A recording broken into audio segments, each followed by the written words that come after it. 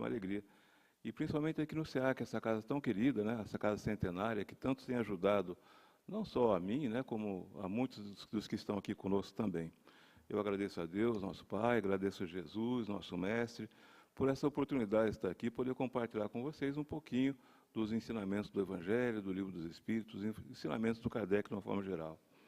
Eu peço que a espiritualidade nos ampare e nos intua nesse momento de estudo e nos abençoe com paz, com amor e compreensão. Que Deus esteja com todos nós. Que assim seja. Nós vamos falar hoje, meus amigos, sobre vida após a vida.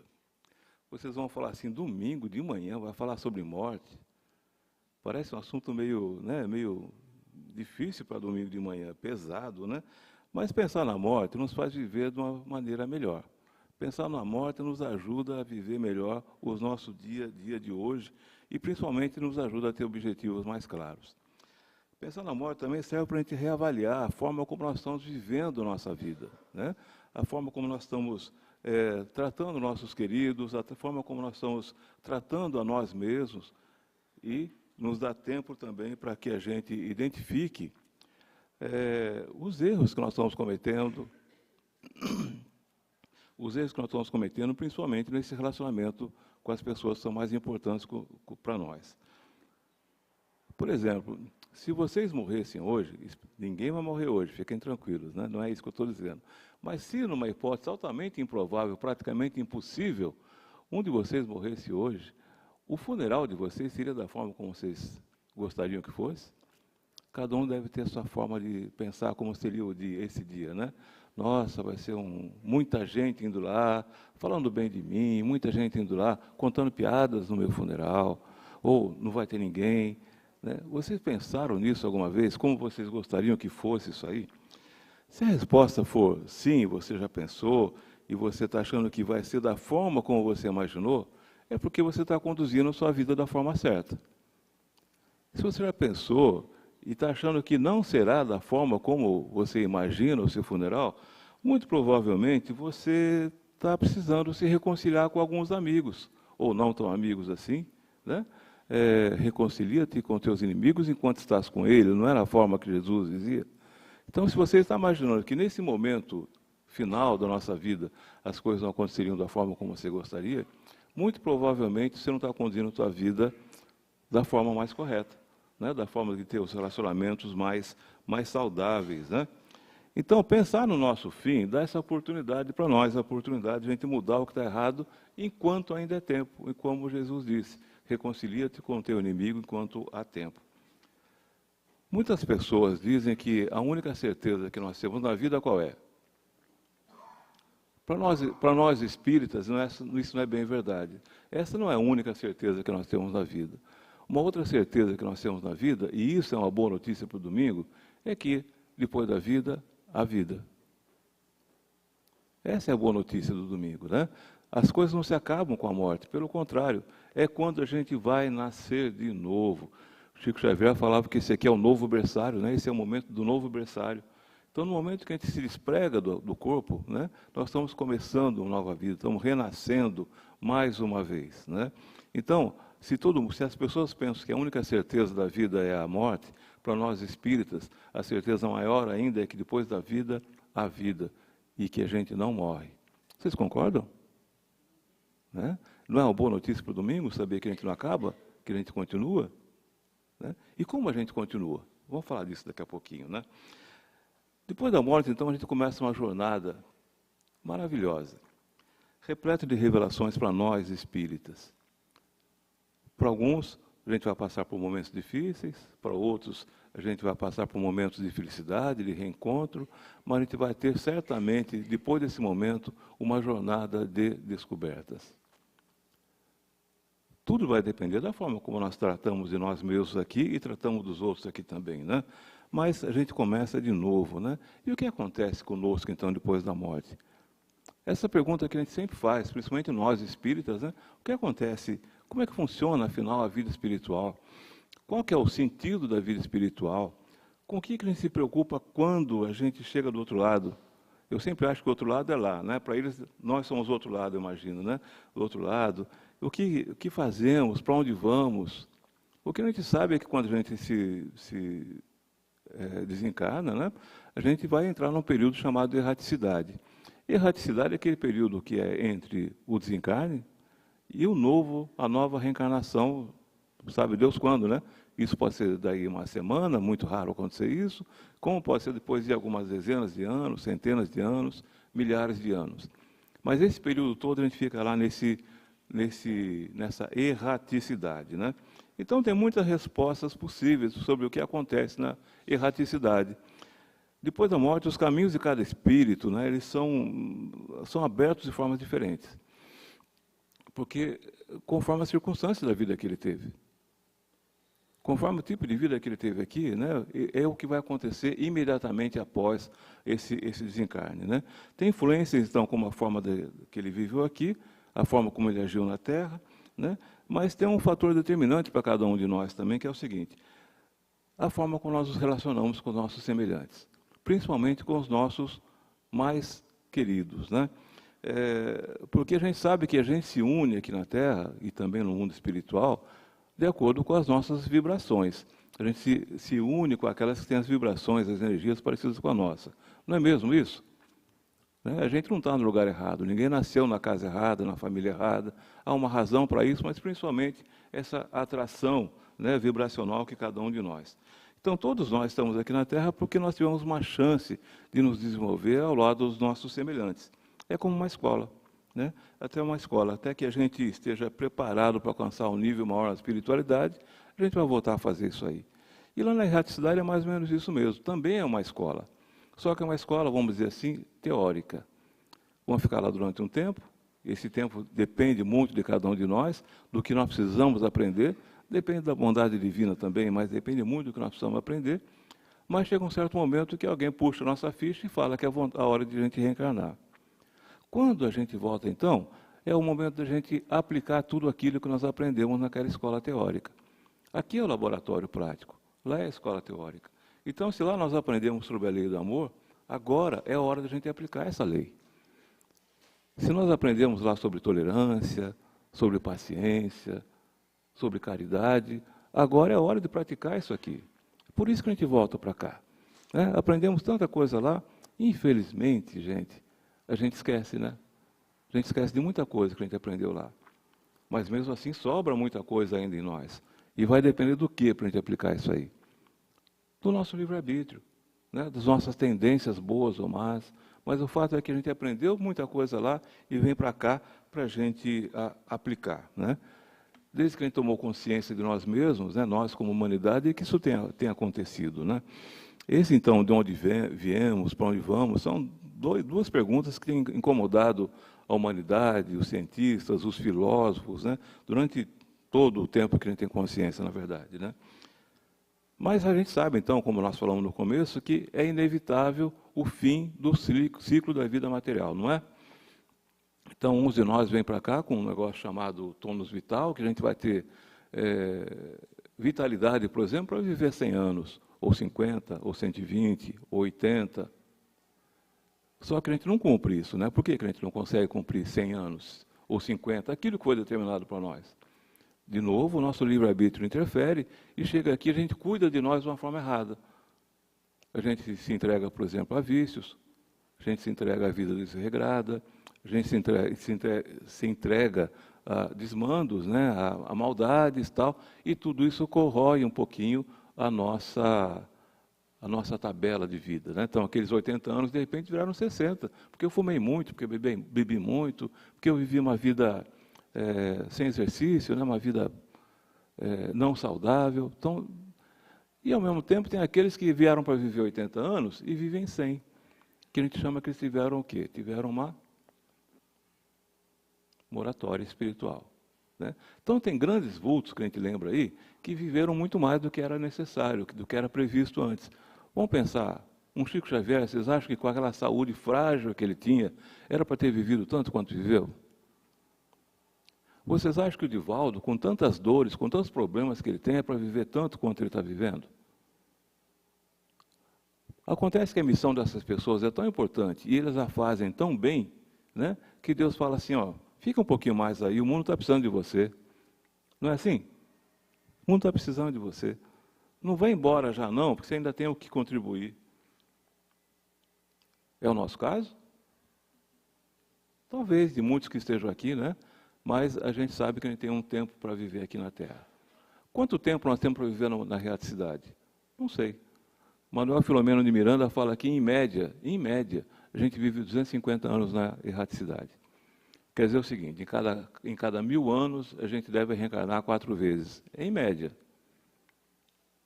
Nós estamos em 2000 depois de Cristo, a humanidade deve ter já o quê? 10, 15, 20 mil anos que existe. Faço as contas de quantas vezes nós reencarnamos. E precisamos reencarnar mais ainda, vocês não acham? Porque só uma vida de 80 anos, de 100 anos, não é suficiente para a gente aprender tudo o que a gente precisa aprender. Nós precisamos viver outras vidas e muitas vidas mais também, né? Então, a gente sempre quis saber para onde a gente vai depois do desencarne. Esse é o caminho que eu estou falando para vocês, tá certo? Bom, a gente fica vagando pela erraticidade para sempre, que é uma pergunta que os espíritos fazem também, né? Vou ficar vagando lá para sempre, por um tempo muito longo. Será que eu vou para o nosso lar? Eu vou para uma dessas colônias espirituais da Terra? Todo mundo quer ir para o nosso lar, gente? Quem não quer ir? Quem quer ir agora? Ninguém quer ir agora, né? Mas a gente sabe que tem essas colônias, essa nosso lar é uma delas, existem outras. É para lá que a gente vai. E se eu contar para vocês que o nosso lar fica dentro do umbral? Ainda assim vocês querem ir para lá?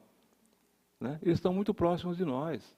Eles estão muito próximos de nós. Então, se a gente for para lá, seremos abençoados, é claro, tal, mas ainda falta muito para a gente se tornar no espírito superior, no espírito perfeito. Mas a gente também não vai ficar prisioneiro do umbral. Vamos passar por ele, sim, né? Sem dúvida a gente passará por ele. Por um tempo mais ou menos longo, de acordo com o que a gente precisa aprender. De acordo com nossos sentimentos, de acordo com o nosso arrependimento, de acordo com as nossas sensações do que fizemos de bem e de mal. A gente vai ficar por um tempo mais ou menos longo, sim.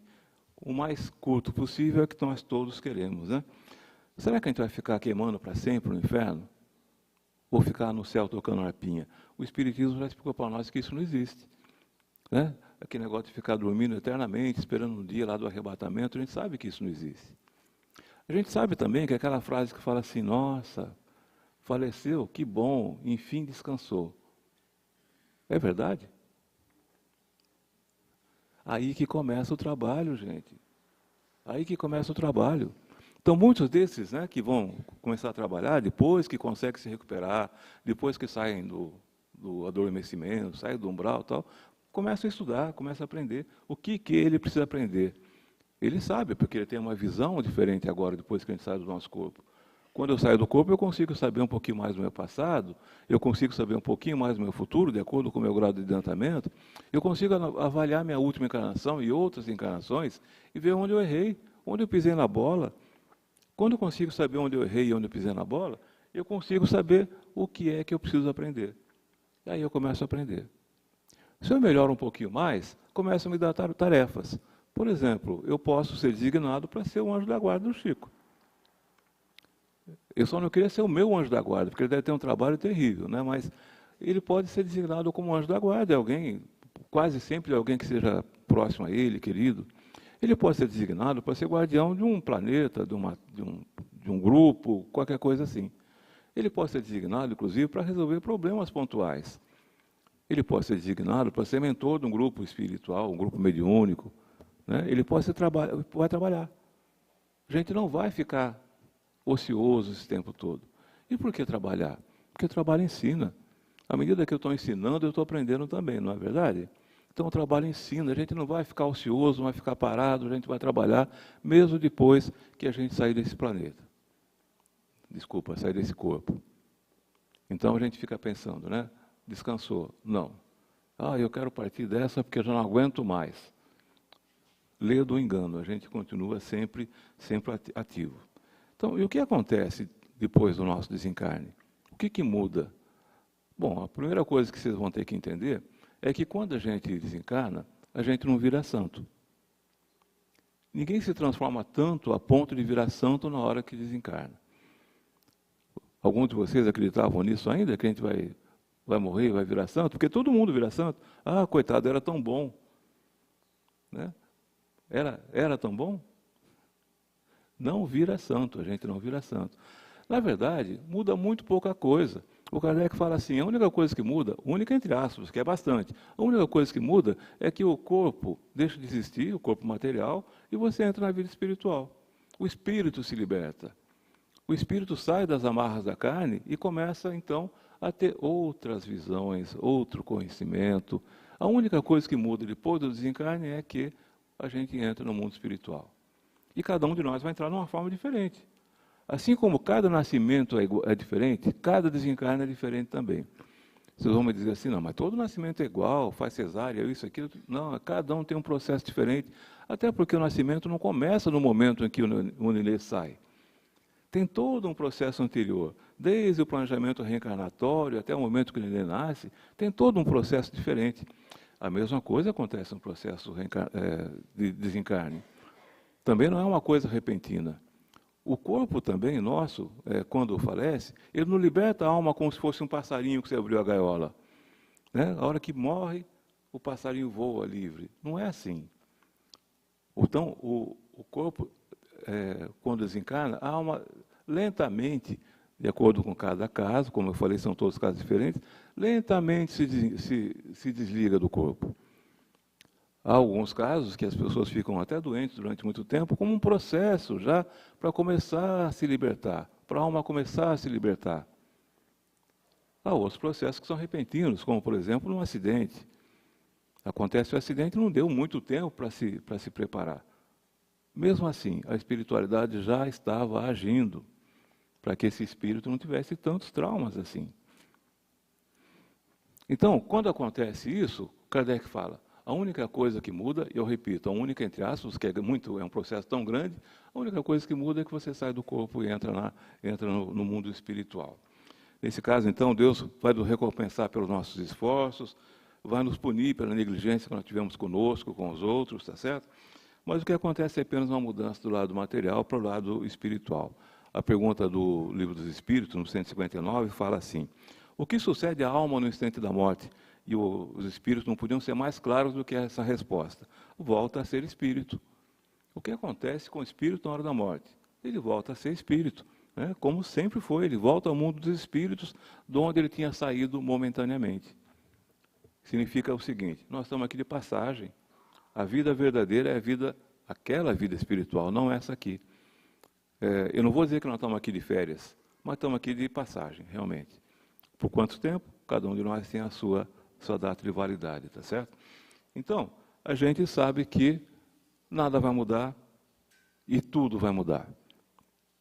Nada vai mudar no sentido que a gente continua vivo e tudo vai mudar no sentido que nossos sentidos são outros, né? Nossa vida vai ser outra também. Quando acaba o ciclo da vida material, então, o corpo volta à natureza e o espírito volta ao mundo espiritual. Por quê?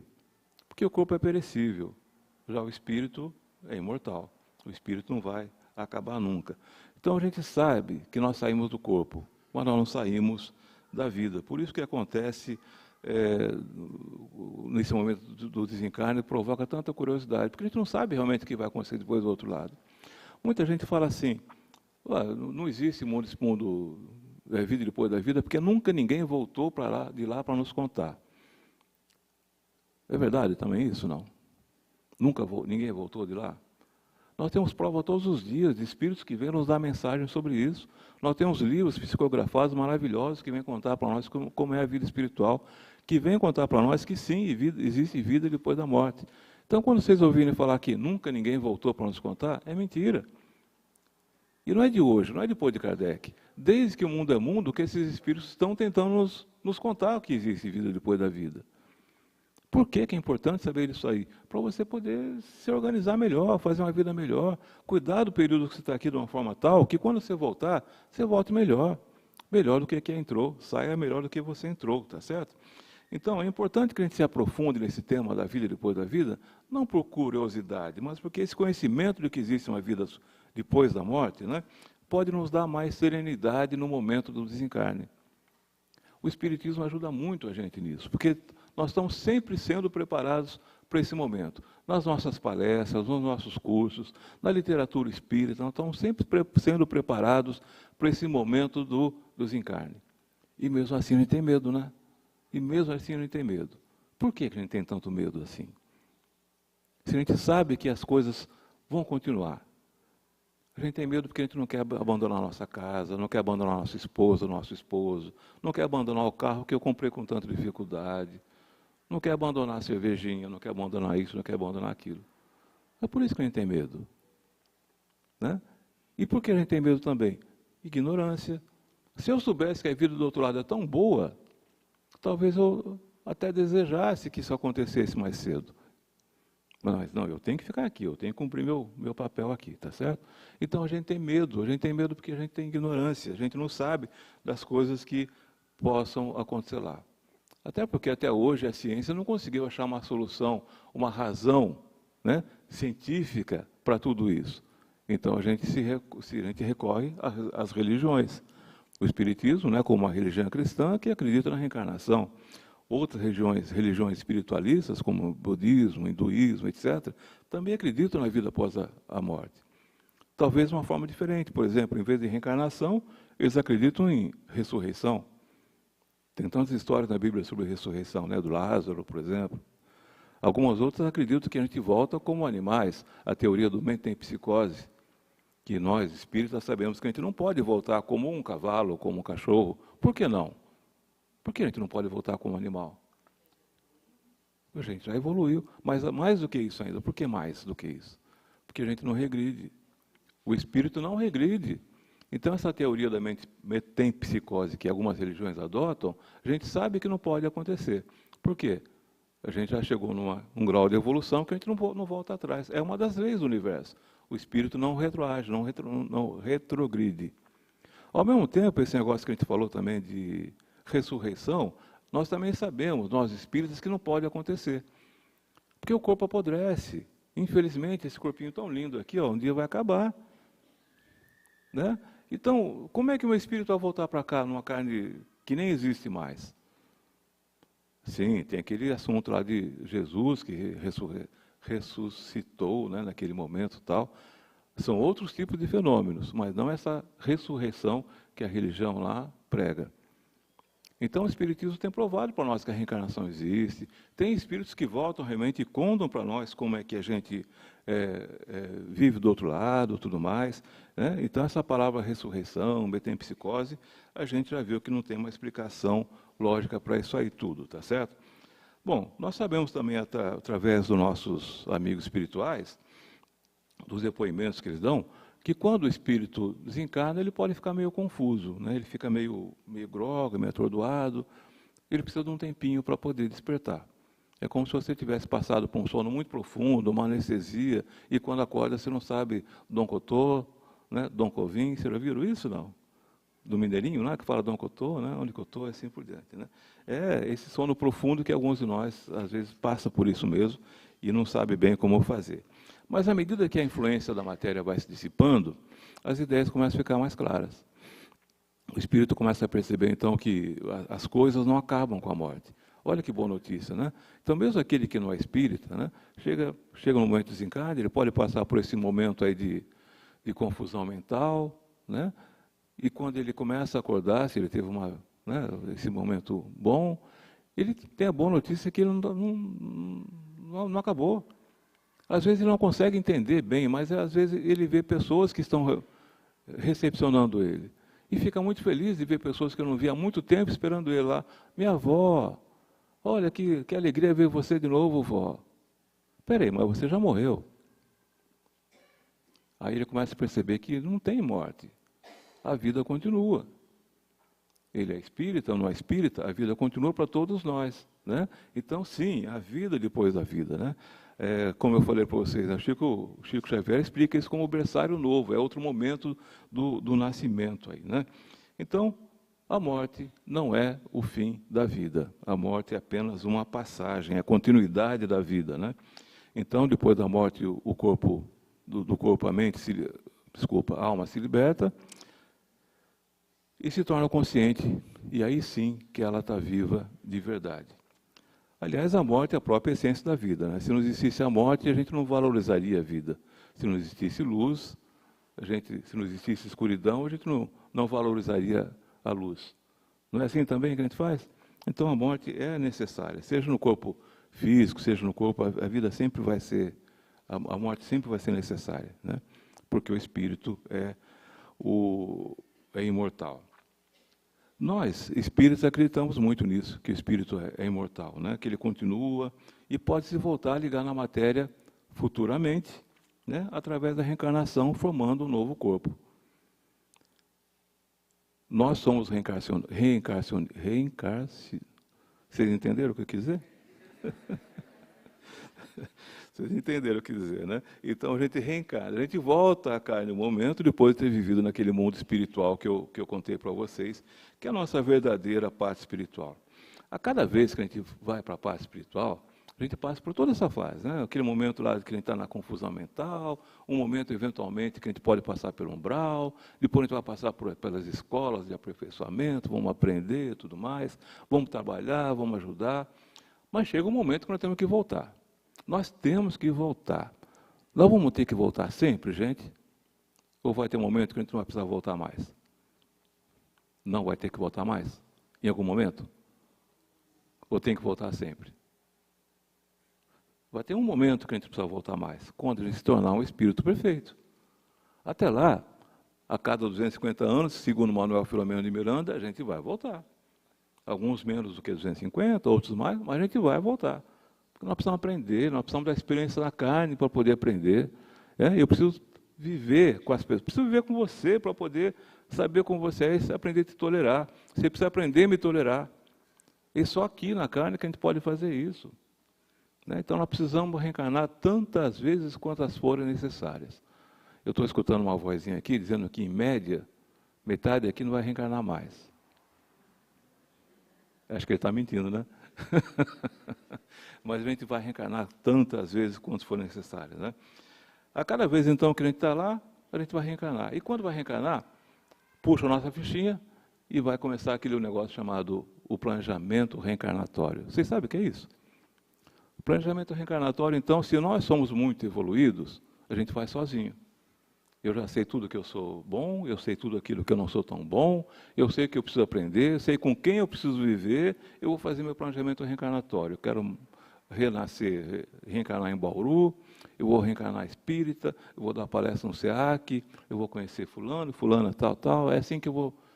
Se eu não sou tão evoluído assim, outros espíritos mais evoluídos me ajudam nesse planejamento reencarnatório, né? Porque eles veem coisas que eu não vejo. Então eles vão ver o seguinte: olha, você vai reencarnar em Bauru. Ah, mas eu não quero, eu sou japonês, tal, eu quero nascer no Japão. Você vai reencarnar em Bauru porque você precisa. Você topa? Aí você fala, topa. Porque você entende que aquilo é uma coisa importante para você. Então, no planejamento reencarnatório, se você vai ser homem ou mulher, se vai ser branco, preto, amarelo, roxo, qualquer coisa, tem tudo um planejamento reencarnatório, então, que para você voltar de uma forma onde você possa aproveitar da melhor maneira possível a sua reencarnação. Então, você faz lá, entre aspas, um contrato. Eu contratei com o pessoal do planejamento reencarnatório essa vida aqui, ó, essa vida. Eu vou ter que nascer na família do Silva, porque é lá que eu tenho que resolver alguns problemas do passado. Tudo isso eu contrato ali e venho para cá. Aí, quando eu acabo de nascer, desce um negócio chamado véu do esquecimento. Eu esqueci tudo que eu contratei lá atrás. Aquele planejamento reencarnatório tão bonitinho, tão bem feito, eu esqueci tudo. Claro que eu tenho uma lembrança ali no meio que eu sei mais ou menos o que é. A partir daí, então, eu começo a falar para o meu pai que eu não pedi para nascer. Já ouviram isso? Né? Eu começo a falar assim, essa família está errada, eu sou muito melhor que essa família, eu não devia estar aqui. Né? Nossa, que cidadezinha podre, eu queria nascer no Rio, né? Coisa assim. A gente esquece dessas coisas. A gente esquece que a gente planejou, que a gente concordou. Muitas vezes nós que pedimos, olha, eu quero nascer com defeito, porque eu tenho que corrigir tal coisa. Eu quero nascer sem um braço que eu tenho. Puta, mas por que Deus é tão mau que me deixou nascer sem braço? É assim que a gente pensa. Mas a gente faz o planejamento reencarnatório e a gente vem para cá. E a gente esquece de algumas coisas. Mas no planejamento está escrito que eu tenho que nascer naquela família. O Chico Xavier não falou que a gente nunca nasce na família errada? Que não tem endereço errado à reencarnação? Ou eu escolhi, ou alguém escolheu e eu concordei. Meu livre-arbítrio entra nesse momento também. Às vezes não, porque às vezes a reencarnação é compulsória. Já ouviram falar da reencarnação compulsória? Você tem que voltar. Eu não quero voltar, está tão bom. Você tem que voltar. Você tem que voltar porque está no seu momento e você tem que resolver esse problema. E a pessoa vem. E às vezes fica uma pessoa revoltada a vida toda, ou então às vezes não, resolve tudo que tem que resolver. Mas então vem no planejamento reencarnatório e acontece isso e nós estamos aqui. Nesse planejamento reencarnatório está escrito que eu vou viver 80 anos e eu que vou acabar vivendo 100 ou 60, de acordo com o que eu pensar. Né? Mas então lá na erraticidade é que eu planejei como é que eu vinha viver aqui. O que eu sou hoje, o que vocês são hoje, é fruto desse planejamento. Exatamente como aquele planejamento? Não, porque nós fizemos coisas diferentes no meio do caminho. Era suposto eu casar com Maria, mas a Maria se mudou para tal lugar e eu casei com a Ana. Então não é exatamente igual, tem diferenças aqui. Mas nós também temos nosso livre-arbítrio, nossa capacidade de raciocínio, nós podemos adaptar também de acordo com o planejamento. Alguém trabalha em empresa aqui?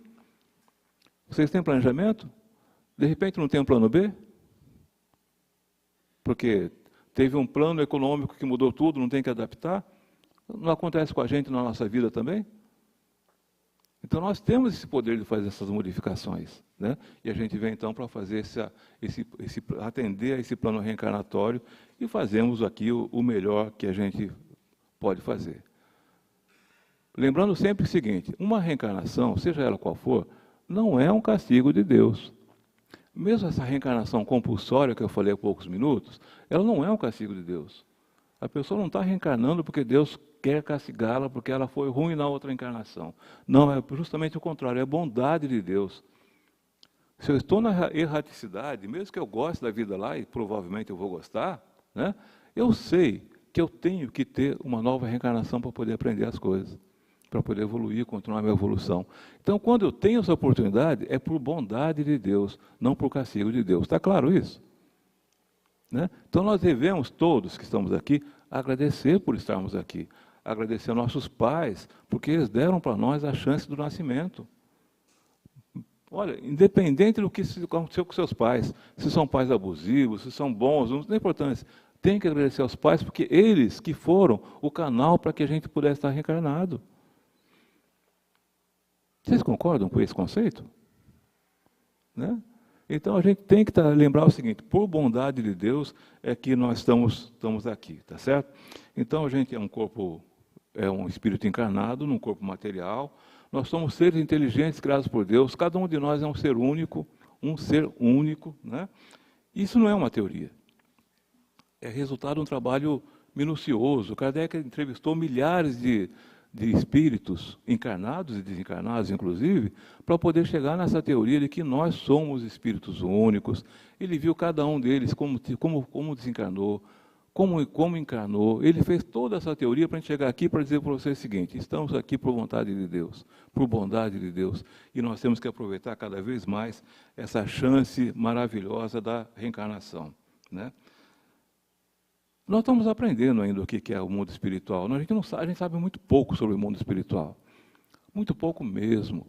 E é por isso que nós estamos tendo tanto medo, tanto problema de encarar a morte. Nós começamos a aprender um pouquinho mais sobre o mundo espiritual a partir de 1943. Vocês sabem o que aconteceu em 1943? Ninguém sabe? Não, em 1943, uma coisa simples, olha, em 1943 foi publicado um livro, escrito por Chico Xavier, psicografado por André Luiz, um livro que todos vocês certamente já leram, chamado Nosso Lar. Conhecem? Quem não leu devia ler. Foi a primeira vez que abriu-se um pouco a cortina sobre o mundo espiritual. Quando nós conhecemos que existem colônias espirituais, nosso lar, inclusive, está localizado aonde? Vocês sabem? No Rio de Janeiro. Existem outras, né, muitas outras colônias. Esta do nosso lar, nós aprendemos, então, que eles se alimentam. O espírito se alimenta, gente. Mas por que o espírito se alimenta?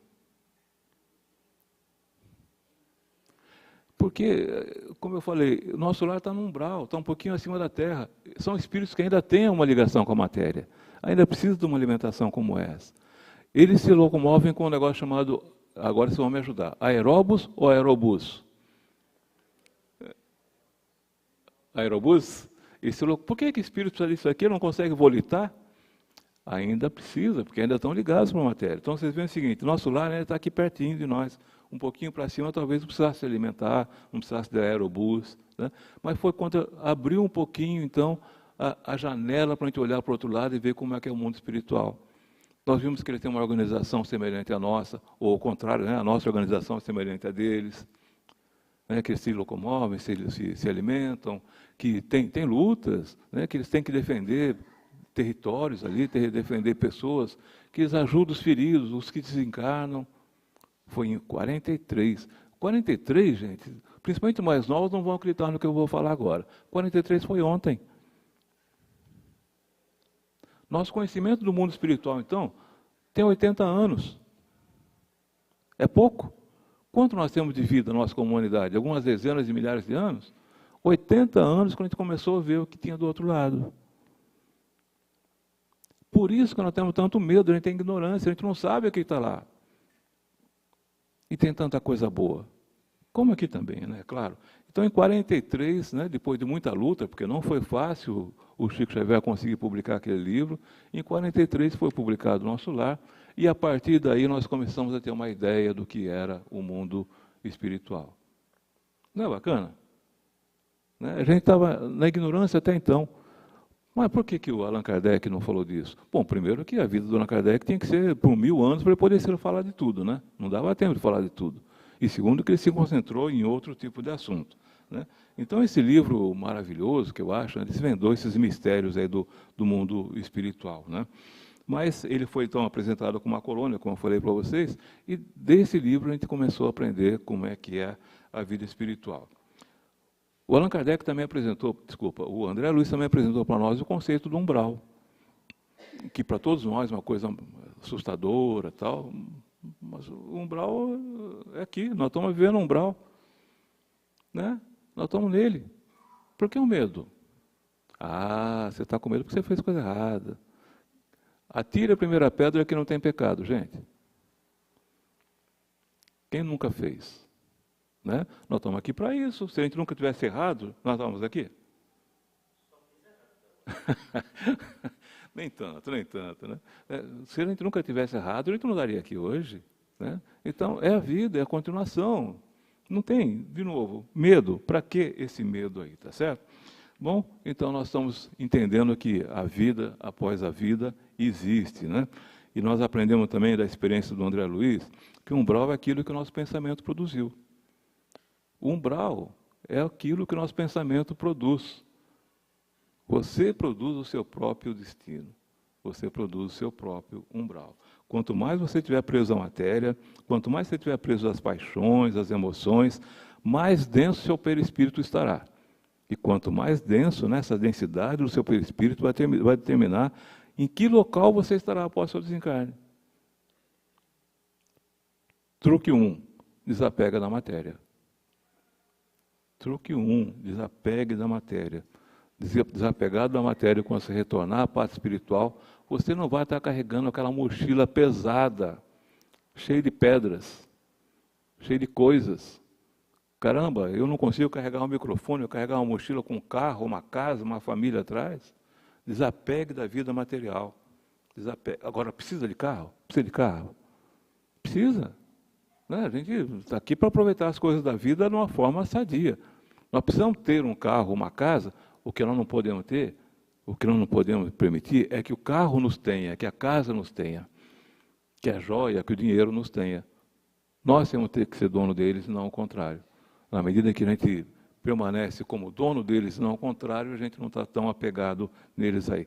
Então, o umbral, gente, não é nada mais do que um estado de consciência, né, dos nossos sentimentos, coisas que estavam escondidas dentro de nós. Né? E tudo começa na nossa própria alma. A solução ou o problema começa na nossa própria alma. É mental, né? É sentimental, mas começa na nossa própria alma. Lendo o nosso livro do nosso lar, a gente aprendeu tanta coisa. Como eles se movimentam, como eles se locomovem.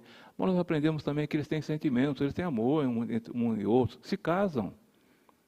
Né? Então, é outro tipo de ligação, uma ligação pelo coração, não uma ligação pelo bolso. Aí, né?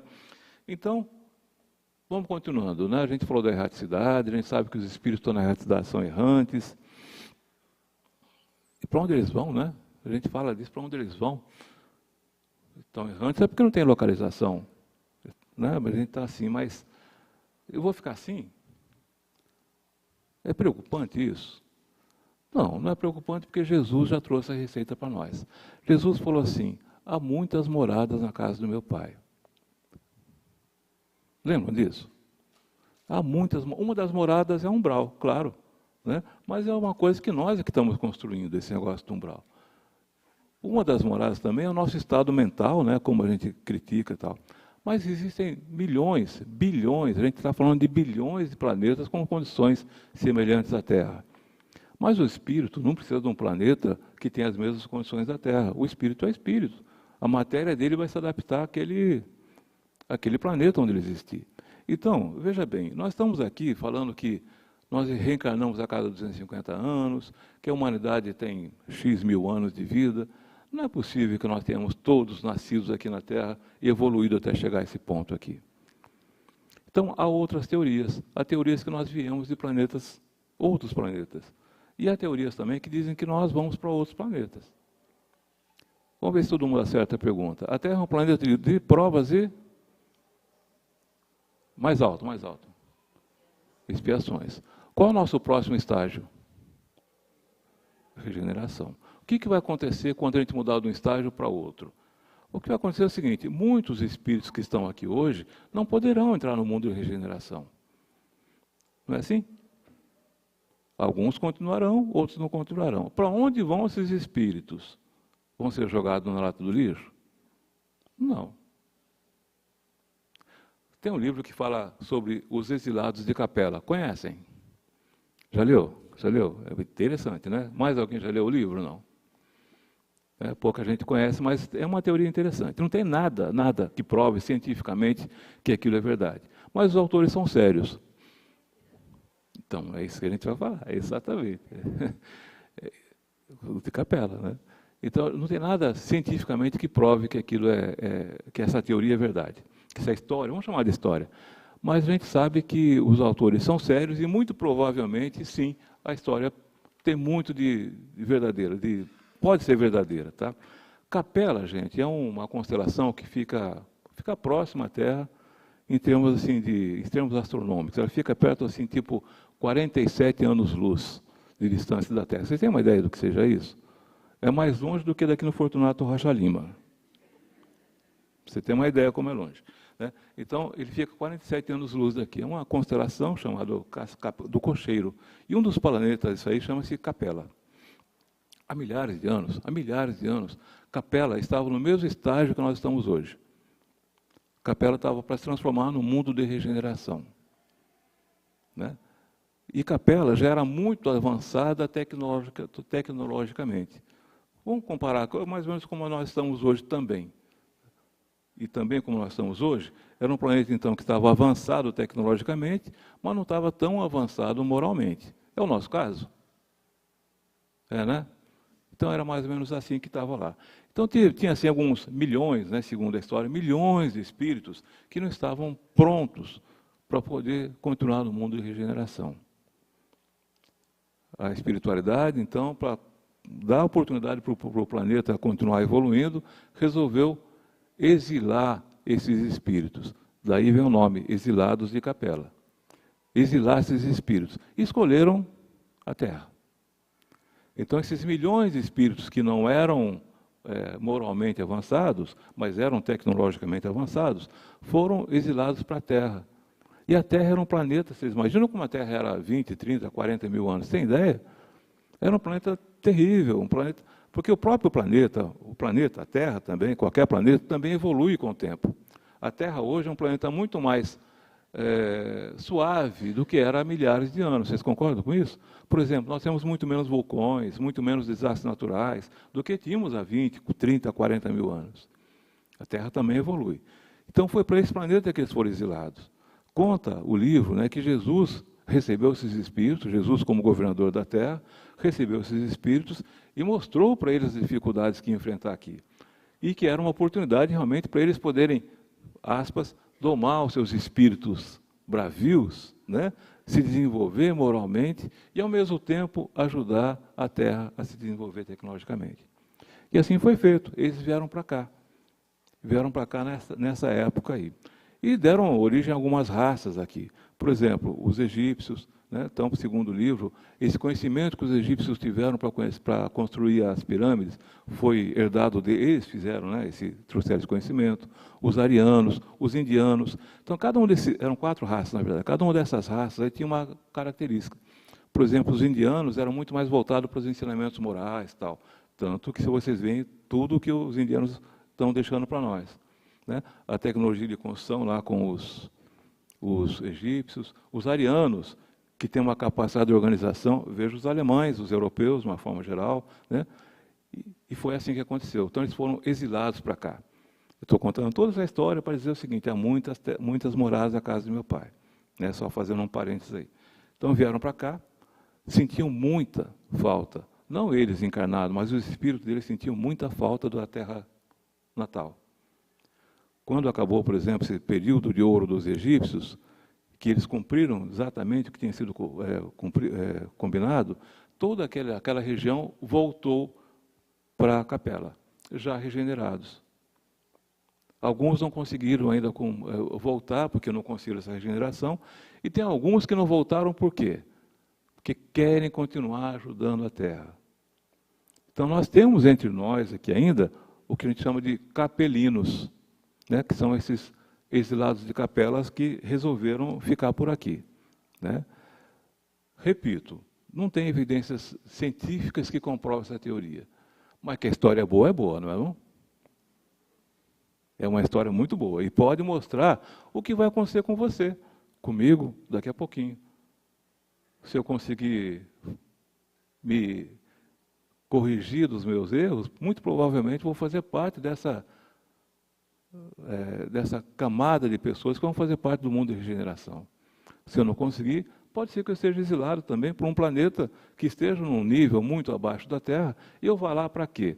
Para ajudá-los a se desenvolver, mas principalmente para ajudar a mim mesmo para me recuperar. O que vocês acharam da história? O que você achou da história? Faz sentido? Faz sentido, né? Então, eu também acho que faz, por isso que eu trouxe para vocês. Apesar da falta de evidências científicas, há evidências morais e espirituais que fazem sentido.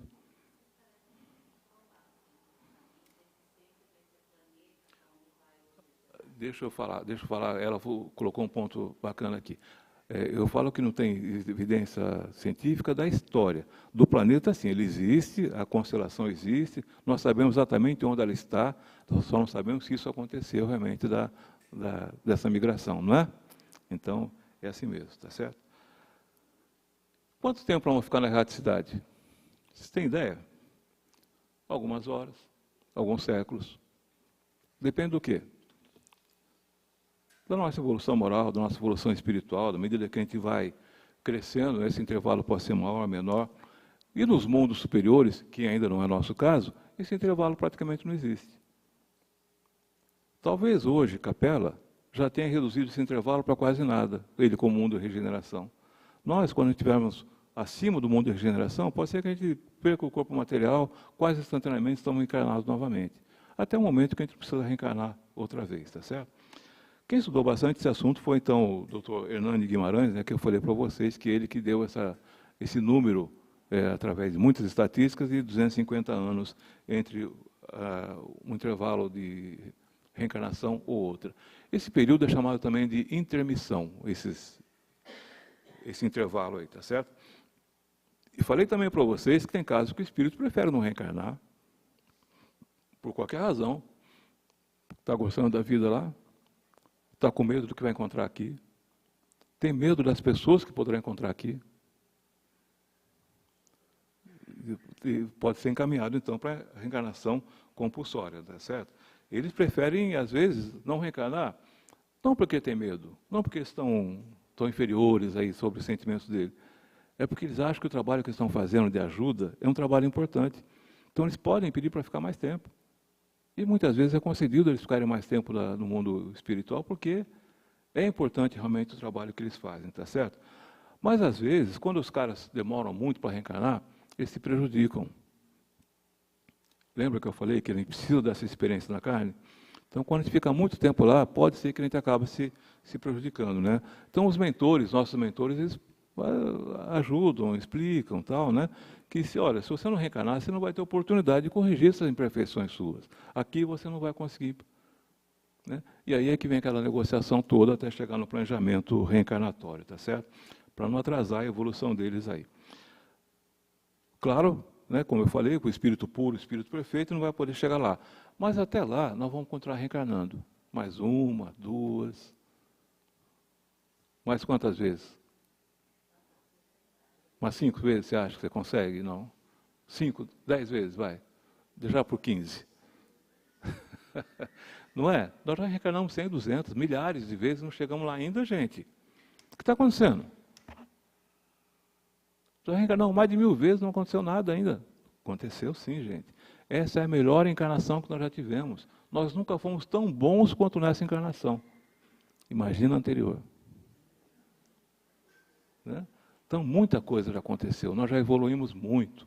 Mas falta muito ainda para acontecer. Vocês viram como é difícil ser espírito perfeito?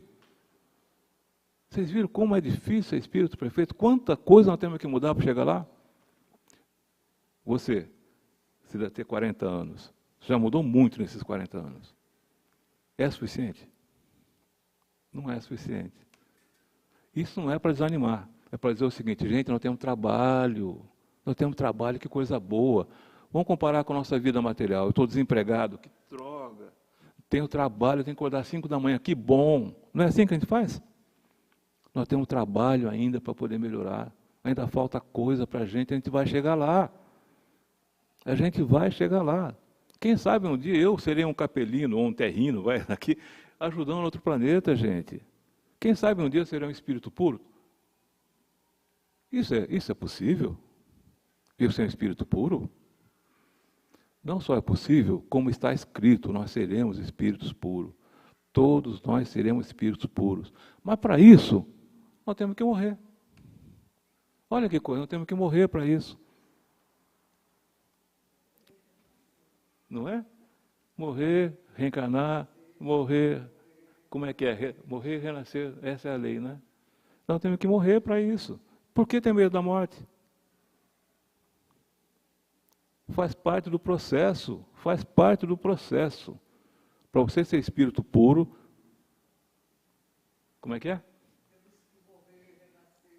Morrer, renascer, até chegar. Não é uma boa notícia isso aí, que a gente vai morrer um dia? Desde que não seja hoje? Né? Não é uma boa notícia.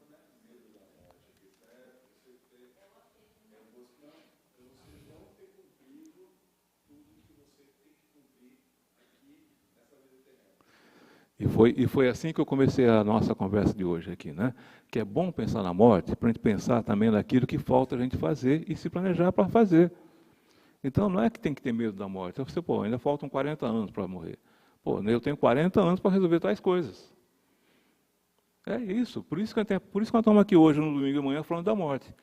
Né? Porque refletir naquele momento pode ajudar a gente a planejar o melhor passagem possível, o melhor estágio lá na reticidade possível. Né? Porque a gente não vai sair daqui perfeito. Que pena. A gente não vai sair daqui perfeito. Mas nós temos que sair daqui melhor, não temos? Nós temos que sair. Olha, gente, nós vamos viver 80 anos, 90 anos. Olhar para trás e falar assim, nossa, eu não piorei nada, eu estou igualzinho, que legal. É legal? 90 anos não conseguiu nada? E nunca é tarde, hein? E nunca é tarde. Sempre é momento para você começar esse processo de avaliar os erros do passado, né? Adquirir novos hábitos, adquirir novos conhecimentos, melhorar o seu autoconhecimento, adquirir novas ideias, adquirir novos conhecimentos. Sempre há tempo para isso aqui. Isso aí, lá, na realidade, vai ser super possível. Mas aqui é possível? Claro que é possível. O que nós estamos fazendo aqui se não é adquirir novos conhecimentos? Não é? Mudança de... Será?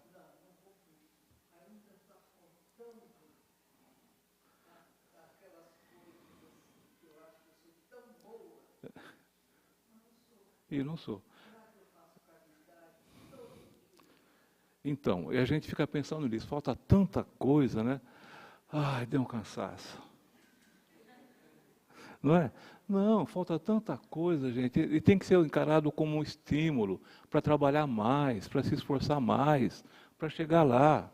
Para chegar lá. Gente, de novo, não sairemos daqui perfeitos, mas temos que sair daqui melhores. Qual o objetivo que eu tenho no fim da minha encarnação aqui na Terra? Olhar para trás e falar o seguinte: eu não desperdicei a minha vida. Faz sentido para vocês? Segundo objetivo, eu melhorei aquilo que eu trouxe. Faz sentido? Terceiro objetivo, eu estou deixando a Terra melhor do que encontrei. Deixei alguma coisa positiva nesse mundo, qualquer que seja. Se eu conseguir hoje tocar você, eu estou cumprindo meu objetivo, gente. Só você, não precisa nem todo mundo, só você, eu consegui com o meu objetivo. É simples o que eu estou falando para vocês. É tão simples que eu acho que faz sentido também. Né? E uma coisa possível, eu posso fazer isso. Eu não posso transformar, quantas pessoas aqui? 200 pessoas? Talvez eu não consiga transformar 200 pessoas, mas se eu transformar uma, mas uma é difícil. Tá bom, se eu conseguir transformar a mim mesmo, eu já consegui fazer alguma coisa. Vocês poderiam ser meus parceiros nisso? Vocês gostariam de ter um objetivo igual ao meu? Sim ou não? Fala bem alto aí. Não é? Não dá para fazer? Dá tempo? Claro que dá tempo, a gente não vai embora amanhã. E mesmo se for embora amanhã, e daí? Então, vamos fazer, né? E vamos colocar nossos conhecimentos em prática, né? Entender que a vida é uma escola, a Terra é uma escola, nós estamos aqui para aprender. Assim, a erraticidade também é uma escola, mas ela precisa dessa aula prática aqui, então estamos aqui para fazer. Não é fácil, a gente sabe que não é fácil. Não é fácil estar vivo. Não é fácil estar vivo. Mas se fosse fácil, para que estar vivo? Se fosse fácil, cadê o desafio disso aí? Não é assim que está precisando, tá certo? Estamos aqui nessa escola, nós precisamos evoluir para Deus, nós precisamos crescer para Deus, nós precisamos nos libertar. Nós precisamos, como seres espirituais, ser mais livres, né? Desapegados da matéria, poder voar, poder chegar no outro mundo lá sem essa mochila carregada de pedras, carregada de coisas materiais. É como desencarnado depois que a gente morre, né, que a gente vai encontrar nossos amigos, nossos queridos. Que bom se a gente encontrasse com eles, com um sorriso nos lábios do dever cumprido. Que bom se eu pudesse chegar no outro lado, encontrar minha mãe e falar assim: mamãe, eu fiz tudo o que você queria. Que bom seria se eu encontrasse do outro lado meu pai e meu pai dissesse o seguinte: filho, eu tenho orgulho de você. Não? Só isso. É só isso que eu estou pedindo. Para quem que eu estou pedindo isso? Para mim. Eu não dependo de você para fazer isso, depende de mim. Vocês não dependem de mim para fazer isso, depende de vocês. Está em sua mão.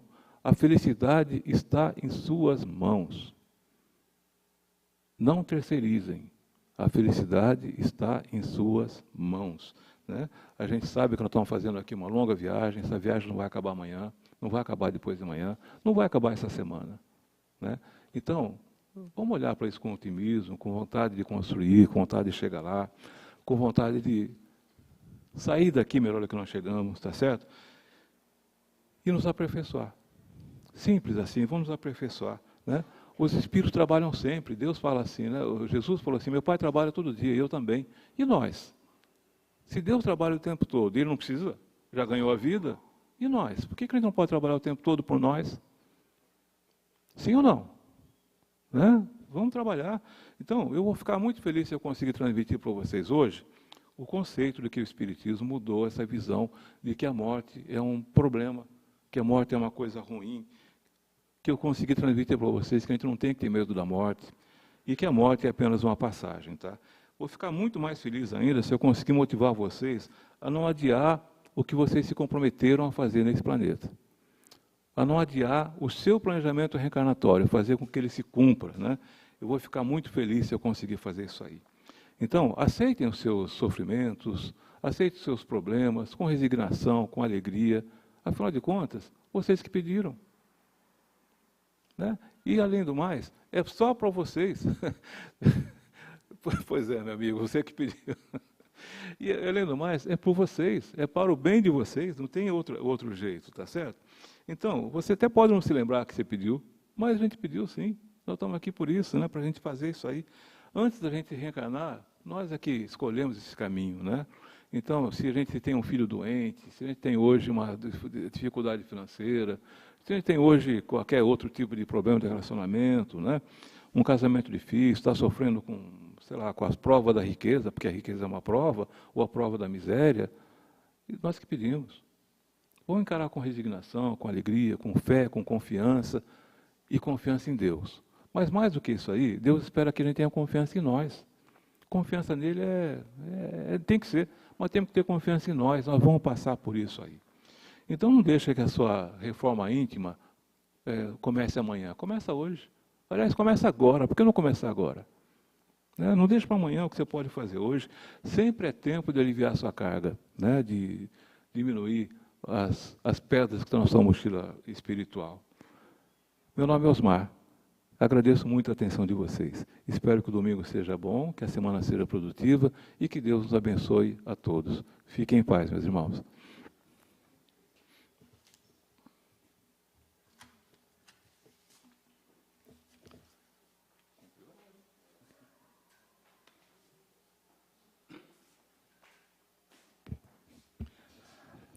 Nossos agradecimentos, Osmar. Muito obrigado. Esperamos te ver outras vezes por aqui.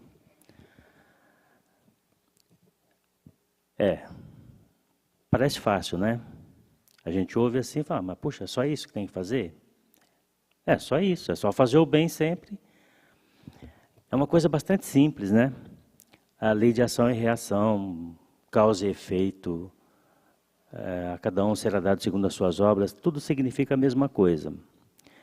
E no fim, tudo é assim, tudo que a gente fizer, faz para si próprio.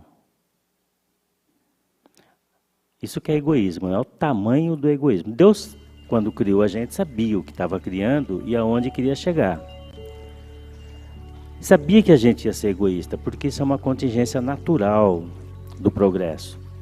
Senão, a gente teria perdido os vínculos até com a prole, até consigo, se não fôssemos egoístas. Então ele fez isso. Tudo que alguém faz, tudo que você fizer, faz para si mesmo. Então é hora de pensar muito no que a gente faz.